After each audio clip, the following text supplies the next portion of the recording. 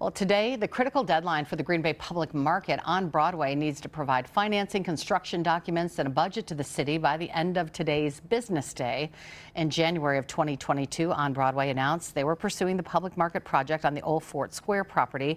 It delayed several times since then. In January of this year, Green Bay's redevelopment authority granted the extension to On Broadway, who now estimates the doors will open in mid to late 2027. With the agreement that the documents about the plans and financing be submitted by May 1st. City staff tells us they likely won't review any material submitted until